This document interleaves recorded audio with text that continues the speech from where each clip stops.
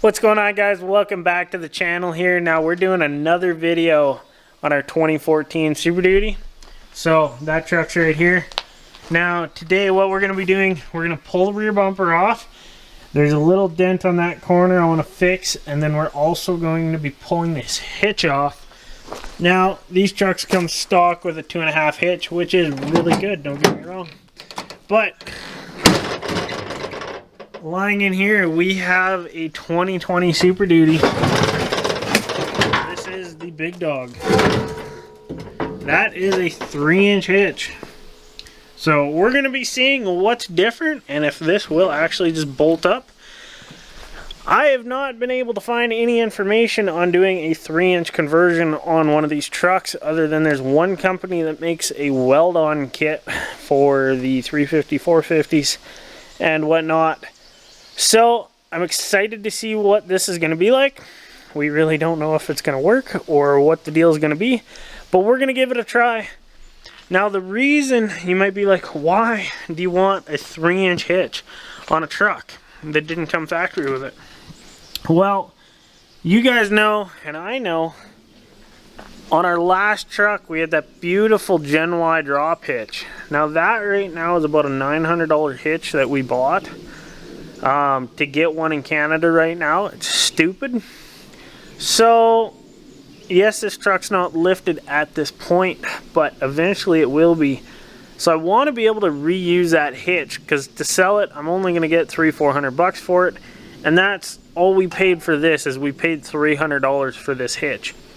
So yes, it might take a little bit of modifications, but if it works, this is going to be one of the first trucks with a 3-inch hitch that's not a 17 and newer Super Duty. And it brings you guys content. So yeah, I'm going to pull the bumper off because there's a dent to do, and then we're going to rip this hitch off and see what it's going to take to put this new one back on. So let's get to work. Well guys, we're making progress. So we have the bumper off. That, we also repaired it. Now it just utilizes these 2 mount points that go on the outside of the frame rail. You'll need a 13/16 or 21 mil for the nuts on the outside. The insides are bolts that are tabbed. So you're good there.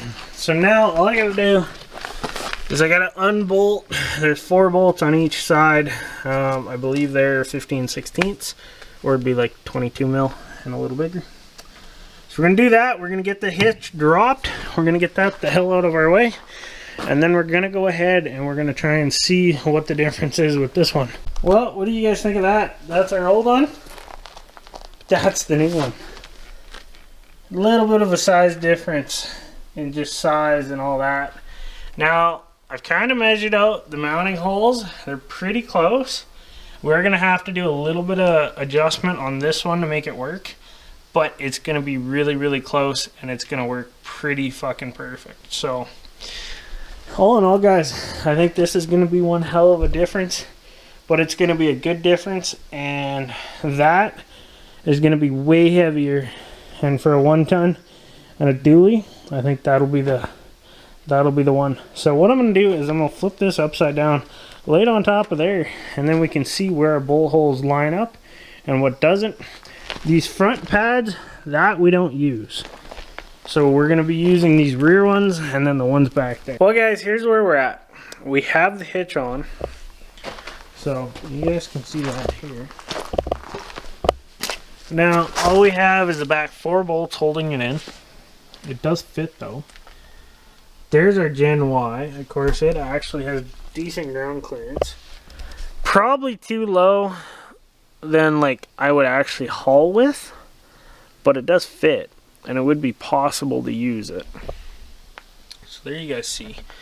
Now it does fit not bad. We have to modify the front mounts way up inside. Of course we had to do a little bit of massaging to get the rear ones to work.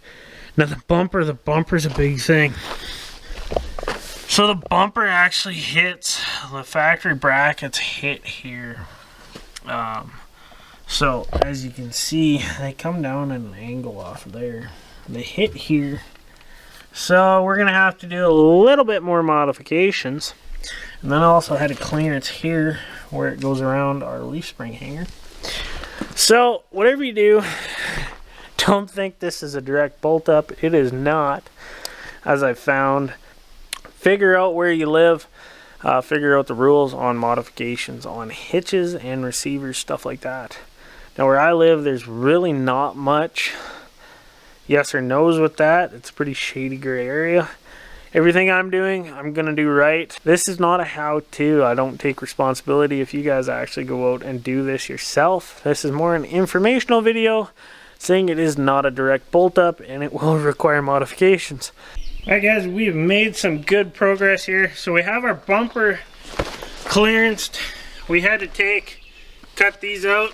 You can see we did some cutting there just so it clears the top of the hitch. We also had to put a couple reliefs in, and then we had to do one big relief right there. So what that is it's clearancing for this, clearancing for these, this long part on top, and then here. So this bumper's pretty much ready to go. Now you might be like, oh, you painted it. Yes, I painted it. Did I really clean it? No.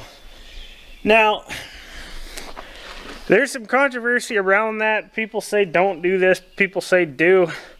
If you have the chance and you can get in and use like a semi-gloss or a flat black paint, and you have rust showing on your truck, get in there with a wire wheel, try and clean it up and repaint it.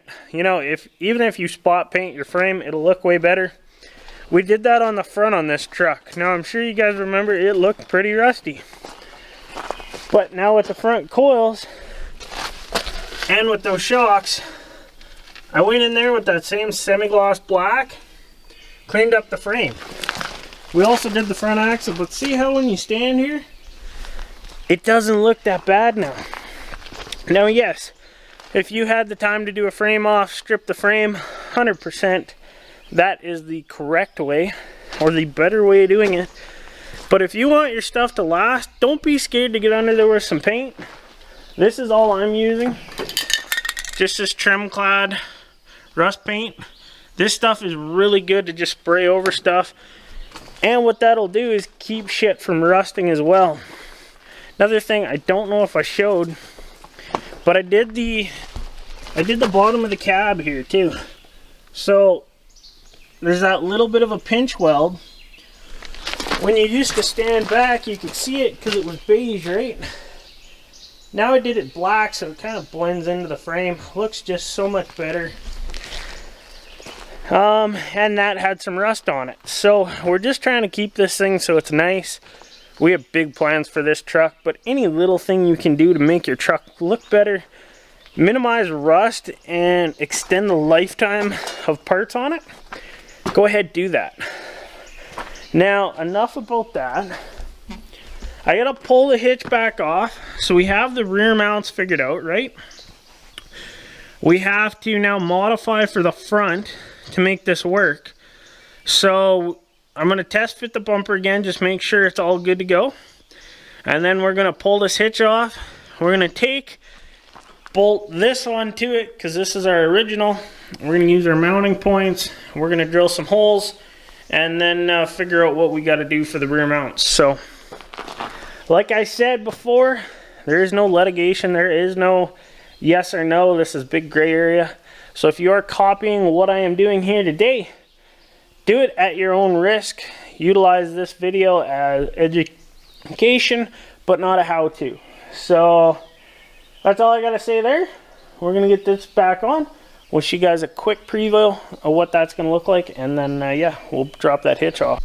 Alright, so what I went ahead and did here is I took our old hitch, that's the old rusty one, and we took the new one, we bolted them together now that we have our front bolt holes figured out, right? So within doing this, we do have it straight, we do have it true, but now you can see how much different the back end is on that hitch. So there's quite a bit. Of course, the 17 mounts are way up there. Ours have to be down there. So this is the point where I'm going to have to modify quite a bit. Or not quite a bit, but I do have to modify this some. Also, once again, this is the part where I say, if you're not comfortable doing this, don't do it. So yeah, we're gonna go ahead. I'm gonna figure out how I want to do this, how I want to go about doing this. But yeah, it shouldn't take much to make this pretty stout. So I'm gonna figure out what I gotta do here. But we gotta move some holes around. So, well guys, we got our hitch all done. So this is what we came up with. We just used a piece of 5/16 plate, welded that on. So of course just welded it here, did 1 pass on the outside, 4 passes on the inside, really laid the lead to her. And then of course we built this little support piece right there. But that's what we're gonna do, that's what we're using. Of course this side pretty much identical to how we did it. So I'm pretty confident with this. This is the most I was able to add for material. You do run into an issue here with bolt clearancing. Now we get away with that because we have super stubby sockets and then an extension, and then you can get in beside there. That's the way I did it. Now yes, you could go in, you could modify this quite a bit, redo that and make it stout as well, but I feel like this is a good amount of strength for what that is. This is the rear part. So you gotta think, your main support is right here. This has support to it, but it's not quite as extreme. It'll almost kind of work as like a pendulum effect because all the weight's out there. It'll pivot here and then just push up here. But nonetheless, we still wanted to make it strong. We wanted to make it good. So I'm gonna go ahead and clean up our corners, round some of this stuff off, and then we're gonna mount this into the truck.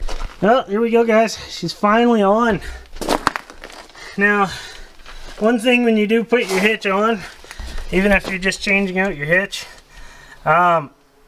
these bolts, 250 foot-pounds, red Loctite, torque them with a torque wrench. Out of bolts, or out of things you want coming loose, this is not one of them. So, we'll just show you guys kind of the clearances on this thing. But it actually worked out really, really well.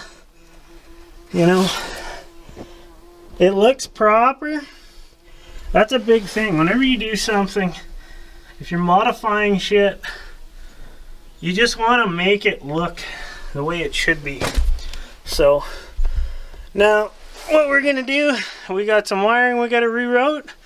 We'll utilize our wire hangers on the side now, but I gotta give a little bit more paint just to where that is. But there you guys go. This is a 3-inch hitch on our 2014.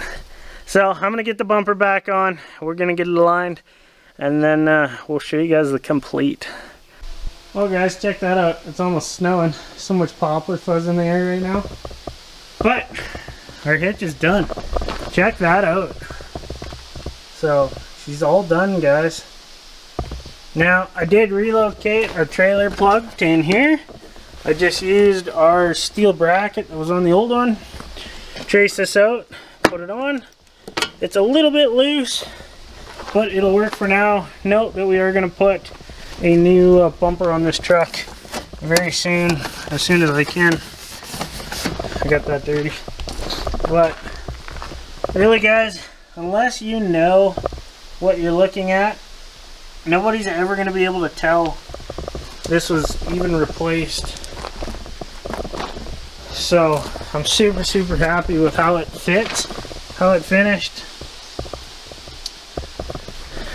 So I hope this video was very informative to you guys and helpful if you're looking to do the 3-inch conversion on your older 2011 to 2016 Super Duty. Here's the info you need to know. It does not bolt up. You're gonna have to do some modifications, gonna have to do some welding. This took me probably a day, so a good 10-hour day to do, just with all the little stuff that we had to do. And I also straightened out the dent in that bumper. You can see it a little bit, but it's a lot better. So super, super happy with the fit and finish on that. Thanks for watching this video. We'll see you next time.